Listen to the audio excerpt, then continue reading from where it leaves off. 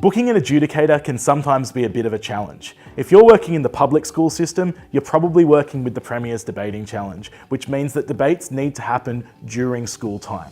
When it comes to actually booking them, the best strategy is to book 2 debates back to back to make sure that the best amount of time is allocated for that adjudicator to make it really worth their while to come to your school.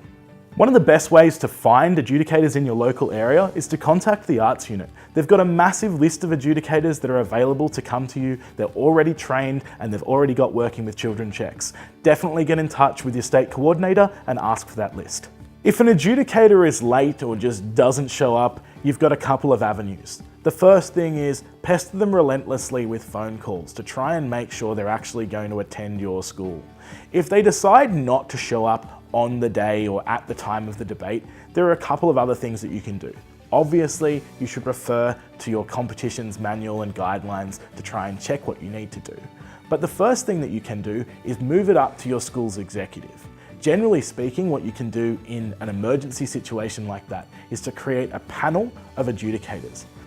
A panel is generally 3 adjudicators, and what we try and do is we take 2 of the coaches, so 1 from each school, plus a member of the school executive that is hosting. In that way, you should be able to reach a decision that is either unanimous or is split, and at least it's fairer in terms of the outcome for those students. If you find an adjudicator that you're unhappy with or a decision that you flat out disagreed with, there are generally processes and systems in place to handle that complaint for you. Definitely don't go and attack that adjudicator personally on site. It sets a really bad tone and a really bad example for your students. What you should be doing is reading the guidelines of your competition and seeing what kind of processes you can follow in order to make sure that your complaint is heard.